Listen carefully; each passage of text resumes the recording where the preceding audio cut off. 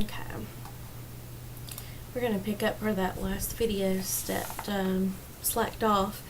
I'm going to pick up with suppurative inflammation because I couldn't finish watching the last video, so where I saw myself cutting off, that's where I'm going to pick up. And so in the book, we are going to be on page 13. And I'm looking at your PowerPoint presentation as well. So suppurative inflammation, is suppurative means suppuration or developing pus, like a boil or some type of abscess or something like that, but that's what suppuration means. And then suppurative inflammation usually will have a pyogenic bacteria, and pyogenic means that it's a pus containing bacteria. And like I said, we have abscesses, boils, styes, all types of different things. Wound healing can only occur when bacteria have been destroyed. Okay, and so wound healing will start after that. Let's keep going. Let's get on to immunity. On page 15, we're going to look at acquired immunity. Passive acquired, active acquired, immunizations, etc., etc. That's what we're going to look at. And this can be a little confusing, but acquired immunity is the body's response to a specific pathogen. Passive acquired results when a person receives a protective substance that's produced by another human or animal. Active acquired develops following direct exposure. Immunizations, of course, is an injectable vaccine that is an active acquired immunity. So those are the different types of immunity. So acquired immunity is something, there's all kind of strains of the regular cold virus everywhere around us, and so we may have an acquired immunity to some of those strains. The passive acquired, this is when you're going to get like some type of live vaccine that's been from another animal or human, and so that's passive acquired. Active acquired means that develops after you've been exposed to an agent. So let's say you've been exposed to chicken pox. It's likely that you will not get the chicken pox after you initially are exposed to the virus. Let's look at cellular immunity. This is production of the killer cells, and the main cells that we look at are the killer T cells and the natural killer T cells. These have a cytotoxic effect on the body, meaning they attract the bacteria to them to kill them. Going on to humoral immunity, this is a production of B cell lymphocytes, and we also call them B cells. They produce a protein called an antibody. So after you've been exposed to it, your body will build up antibodies to protect you again the next time you're exposed to it. And then with that, we have things called memory cells. And these memory lymphocytes basically remember that we've had that infection. So antibodies combine with the antigen, and the antigen is whatever the foreign invader is, and it's called an antibody complex. So if you look on your PowerPoint slide, I'm not sure which slide number this is, it's number 20, it says that humoral immunity targets the foreign substance for phagocytosis or prevents the infectious agent from damaging healthy cells. Now, phagocytosis, if you don't remember, is when the white blood cells engulf the bacteria and destroy it. Going on, I don't really want you to really know Table 2.1 with the immunoglobulins. Those can be quite confusing, so you don't really have to know those. So let's look at the lymphatic system. We're going to be still on page 18, I think is where we're going to pick up. The lymphatic system has networks of lymph nodes. Lymph nodes are a filtering station, basically. They filter they're supposed to filter the bad things out. And they produce lymphocytes, they produce monocytes, and plasma cells, which include different types of cells. And so these lymphocytes and monocytes will, when a physician asks for a complete blood count with diff or differential, the differential is all these different leukocytes, like your monocytes and basophils and eosinophils, which are some other plasma cells. These will detect certain type of infections. Like one may detect parasitical, one may detect virus, one detects bacteria. So that is what that means when the doctor asks for that. So the organs of the lymphatic system, you have your lymph nodes, your lymphatic vessels, your thymus gland, your spleen, and your tonsils. And like we said, the lymphatic system is used as a filter. It does collect excess tissue fluid throughout the body, and so sometimes when we get sick, our lymph nodes will swell because we, it's trying to get rid of whatever bacteria that's in the body. Let's see. The lymphatic vessels, let's look at those for a second. These, these are used for transportation, basically, toward the thoracic cavity in your body. Excessive tissue fluid is going to enter these capillaries and going to embed into that tissue, the lymph nodes, basically. And then the lymph vessels will drain into the really large lymph ducts. Let's see. The sites for lymph nodes, you have the axillary, which is the armpit, cervical, which is the neck, right in here, okay? The inguinal, which is the groin, and the mediastinal, which is the chest. You don't really feel the mediastinal, but all the other ones you can feel inflame when you have a type of infection, especially the neck. When you have some type of respiratory, the neck right here will swell. Alright, let's look at the tonsils. Tonsils are there. They are considered lymph nodes, but a lot of people do have to have them removed because they get frequent tonsillitis or strep. So tonsils are not a major organ that is required, and they can be removed. And that usually takes care of any repeated infections. The spleen, another one of those that's a good organ to have for filtering, but it can be removed. Splenomegaly, which is enlargement of the spleen, that can happen when somebody's been exposed to mono and maybe it's gone untreated, and several other things can happen, but that's really the main reason. But the spleen is located kind of right up here, and it produces new red blood cells in an unborn fetus. So it is really important in an unborn fetus, but as we get older, we really, don't need it. We can get rid of it if we absolutely have to. Let's see. Let's look at the thymus gland. This is in the upper portion of the mediastinum, which is right up here. It is essential, so we can't really get rid of this one. It assists the body with immune function and the development of antibodies. And you definitely want the help of antibodies. Otherwise, you'd be sick constantly.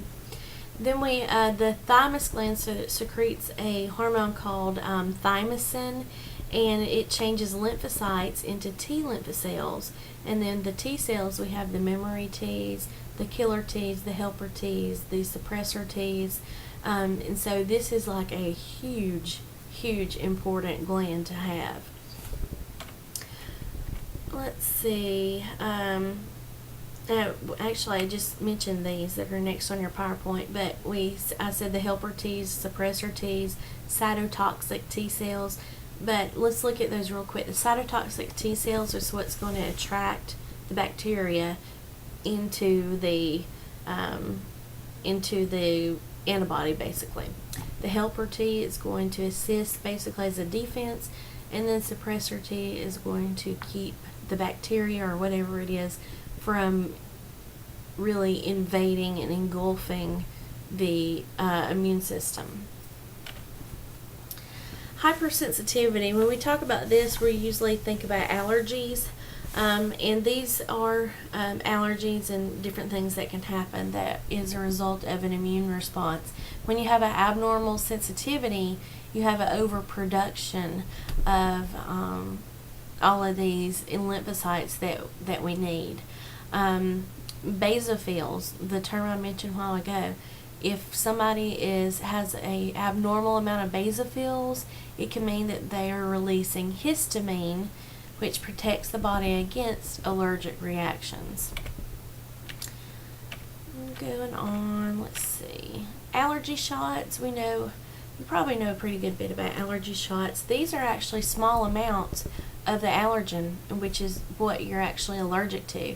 And it's basically you're slowly building up a tolerance to ragweed pollen, pet dander, whatever you're allergic to. So this is going to help bind the allergen before it binds to the wrong immunoglobulin, and it's going to reduce tissue damage as a part of it. Then if we have a severe allergic response, it's called anaphylaxis or anaphylactic shock, and this is life-threatening. This is going to increase capillary permeability, and it can cause a low blood pressure or hypotension, and it can cause anaphylactic shock, like I just said. So this is a very, very dangerous allergic response. Okay, let's talk about a type 2 hypersensitivity. This is a cytotoxic or cytolytic hypersensitivity. So this is like a incompatible blood transfusion, which hopefully that doesn't happen a lot, but it can. Even if you're the same blood type, sometimes the blood just may not be compatible. Or a kidney, everything looks good, your tissue samples match, but when the patient receives the kidney, they their body doesn't accept it. So this is called like a type 2 hypersensitivity.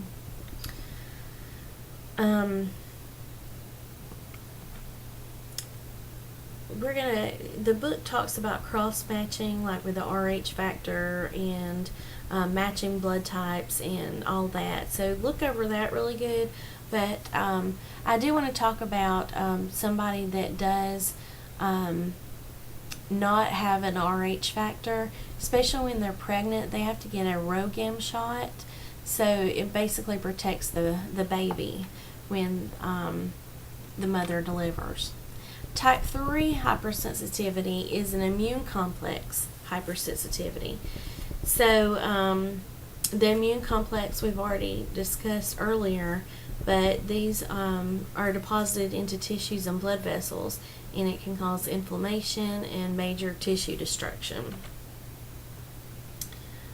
Let's see, a type 4 hypersensitivity is a cell-mediated or delayed hypersensitivity. This is going to be like your initial killer T cell reaction, and it's going to be like a delayed response basically, and that's a type 4. This is an example of that is like when you're first exposed to poison ivy. You may not have any reaction, but once you're exposed multiple times, you're going to start reacting. So it may be a slower onset. Let's see. Let's look at autoimmunity next. We're kind of going to the very opposite. We're talking about the immune system. Now let's talk about when the immune system doesn't really work too well. Autoimmunity is when the immune system basically attacks itself. It attacks its own tissue. It sees our body as its own invader, basically. So this is when a person produces antibodies against their own body. So these are called autoantibodies when they attack their own body. one of the main autoimmune diseases is lupus. The whole name is systemic lupus erythematosus. This is a non-contagious condition. It does usually happen in women. However, recently there has been an increase with men having lupus. But usually symptoms really begin suddenly. There will be extreme fatigue, a rash called a butterfly rash. And if you look in women, a lot of women have it, and it goes right here like butterfly wings and comes down under the nose or even under the chin. So that's why they call it the butterfly rash. Joint and muscle pain, a lot of that. Severe deterioration of connective tissue. So again, but this is a non-contagious disease, and sometimes it can cause death, but it's pretty well treated. Some of the things that lupus can affect, it can cause you to have a low red blood cell count, which could be, you could be anemic.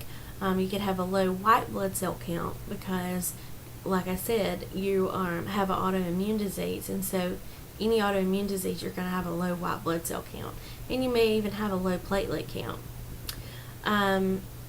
ANA is the type of test that they're going to check for someone that has lupus. It's anti-nuclear antibodies, and so when you hear let's do an ANA, then you know that they're checking you for some type of autoimmune disease, usually lupus.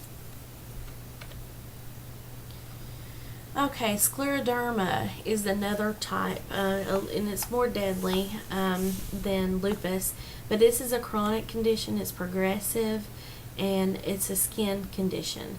So you're going to have sclerosis or hardened patches of skin or thickening in skin on your body, and it can be internal as well. So your heart is a big thing that can happen, the lungs and the kidneys as well.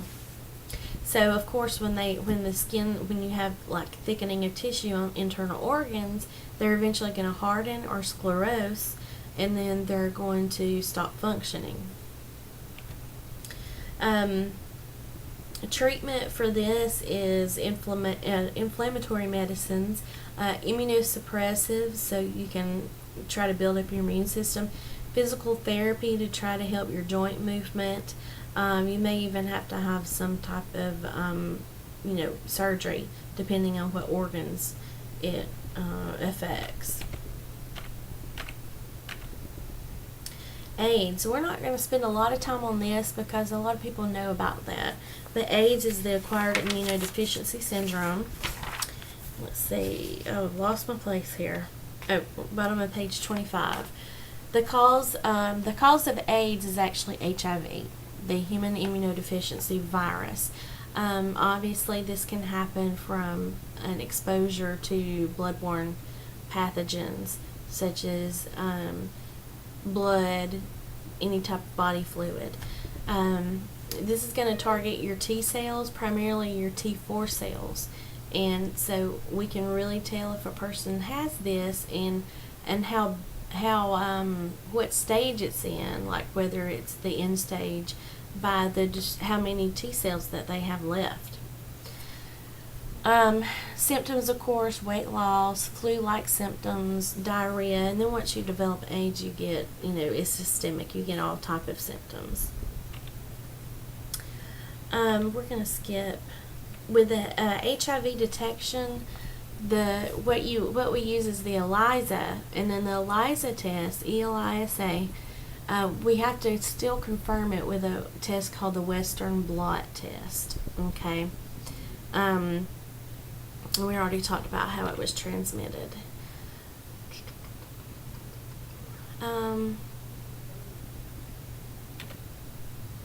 Treatment for AIDS, you probably know about that.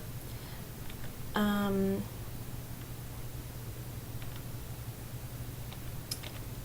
keep going here. Table 2.3 is a good rundown of HIV and AIDS. So look over that. Okay, let's talk about vaccinations on page 28. Vaccinations, again, is a type of active immunity. A vaccine is considered a low dose of dead or deactivated bacteria or virus, basically whatever it is. And then if you have a toxoid, like when you get older, you have to have the tetanus toxoid, or we may call it a tetanus booster. A toxoid is a chemically altered toxin.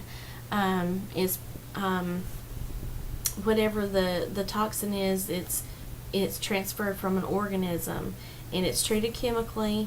It won't cause disease, and that's what we use to stimulate the immune response.